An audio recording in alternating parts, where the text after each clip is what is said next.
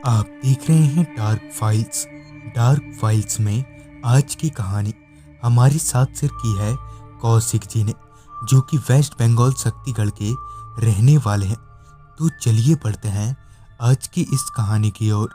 आज की इस वीडियो में आगे बढ़ने से पहले अगर आपने अभी तक डार्क फाइल्स चैनल को सब्सक्राइब नहीं किया है तो कर लें, और ऐसे ही और वीडियोस के लिए देखें अनहोनी चैनल की लिंक आपको नीचे डिस्क्रिप्शन बॉक्स में मिल जाएगी।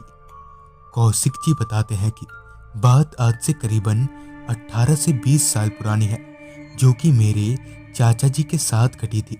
चाचा जी जो उन दिनों गांव में खेती का काम किया करते थे।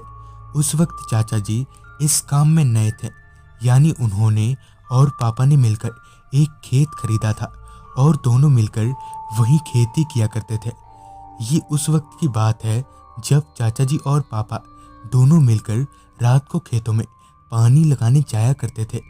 एक दिन की बात है, उस दिन चाचा जी की तबीयत थोड़ी नासाज सी चल रही थी। दरअसल कल उन्होंने कुछ ज़्यादा ही काम कर लिया था, जिस वजह से उनकी तबीयत थोड़ी बिगड़ सी गई थी। खैर फिर शाम होते होते दवा खाने के बाद उनकी तबीयत ठीक होने लगी। रात के करीबन 9 बजे के आसपास को जाकर जब चाचा जी की तबीयत बिल्कुल ठीक लगी तो चाचा जी पापा के साथ खेतों के लिए रवाना हो गए। कुछ देर चलने के बाद ही चाचा जी और पापा खेतों में पहुंचे और थोड़ी देर यहाँ वहाँ टहलने के बाद खेतों में पानी लगाने लगे। चाचा जी पानी लगा रहे थे और पापा वहीं पास में ही बैठकर खेतों में नजर रख रहे थे। चाचा जी अभी पानी लगा ही रहे थे कि उनके कानों में एक आवाज आई, चुप हो जा। इस आवाज को सुनते ही चाचा जी ने अपनी नजरें यहाँ वहाँ दौड़ाई, मगर उनके आसपास दूर दूर तक सिवाय पापा के और कोई नजर नहीं आ रहा था। चाचा जी को इस तरह यहाँ वहाँ घूरता देख पापा ने पूछा, क्या बात है, सब कुछ ठीक तो है ना? जिस पर चाचा जी ने कहा, हाँ भैया सब ठीक है। इस बीते आवाज को मन का वहम मानकर चाचा जी वापस काम पर यानी खेतों में पानी पटाने लग गए। चाचा जी अभी पानी लगा ही रहे थे कि फिर से एक बार उनके कानों में वही आवाज आई, चुप हो जा।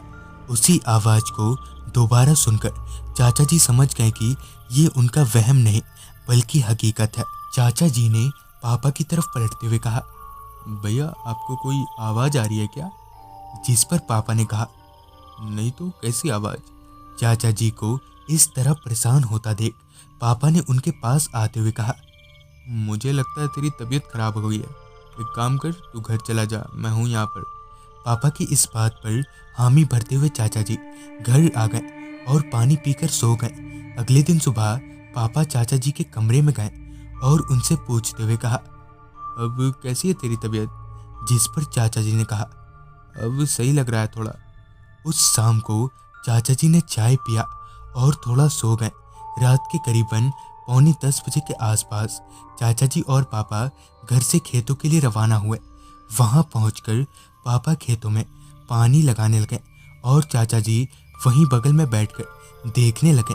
कुछ देर पापा ऐसे ही खेतों में पानी लगाया और फिर चाचा जी को पानी का पाइप थमाते हुए कहा, तुम पानी लगाओ, मैं जरा घर होकर आता हूँ। इस वक्त तो चाचा जी ने पापा को अच्छा ठीक है बोलकर घर जाने के लिए छोड़ दिया, मगर अब पापा के जाने के बाद चाचा जी वहाँ अकेले पड़ गए थे, जिस वजह से उनकी थोड़ी हिम्मत से टूट रही थी। हिम्मत बांधकर चाचा जी अभी खेत में पानी लगा ही रहे थे कि उनके कानों में एक आवाज आई, चुप हो जा। कल रात वाली उसी आवाज को फिर से सुनकर चाचा जी को यकीन हो गया कि यहाँ कोई तो है।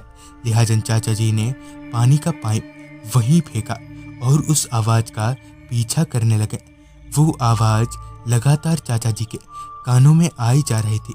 उस आवाज का पीछा करते हुए चाचा जी खेत से सटे एक जंगल में आ गए। उस जंगल में दाखिल होते ही वो आवाज और तेज हो गई, जिससे ये पता चल गया कि ये आवाज इसी जंगल में से आ रही है। थोड़ी देर छानबीन करने के बाद चाचा जी को उनसे थोड़ी ही दूर पर एक औरत पेड़ के नीचे बैठी दिखी। उस औरत के गोद में और आसपास 4-5 छोटे छोटे बच्चे थे जो कि रो रहे थे उस औरत को यहाँ इतनी रात गए देखकर चाचा जी को काफी हैरानी हुई। हैरानी भरी नजरों से उस औरत को देखते हुए चाचा जी उसकी तरफ बढ़ने लगे। उस औरत की तरफ बढ़ते वक्त चाचा जी ने एक बात नोटिस करी कि वो जितना उस औरत और उन बच्चों के करीब जा रहे थे, वो बच्चे उतने ही तेजी से बड़े होते जा रहे थे। मतलब कि उनका शरीर बढ़ रहा था। हद तो तब हो गई जब वो बच्चे बढ़ते बढ़ते उस औरत जितने हो गए। ये देखने के बाद चाचा जी को ये समझने में देर नहीं लगी कि दाल में कुछ तो काला है। उन्होंने वापस अपने पैरों को पीछे लेना शुरू कर दिया। वो औरत बार बार उन बच्चों को चुप होने का बोल रही थी। वहां से तेजी से भागकर चाचा जी घर की तरफ दौड़ने लगे। भागते हुए चाचा जी किसी चीज से टकराए। होश संभालने पर देखा तो वो पापा यानी चाचा जी के भाई हैं। चाचा जी ने रोते हुए उन्हें पूरी बात बताई। तो पहले तो पापा ने उन्हें शांत करवाया और फिर घर ले आए।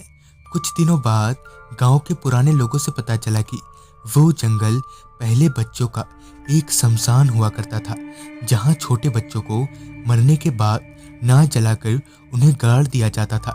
गांव के कई लोगों ने उस शमशान में बच्चों की रोने की आवाजें सुनी है। तो दोस्तों, ये थी कौशिक जी की भेजी गई कहानी। अगर आपके पास भी ऐसी कोई कहानियां हैं तो हमारे साथ जरूर शेयर करें। तो मैं आर्यन जल्द ही मिलूंगा आपसे ऐसी ही एक कहानी के साथ।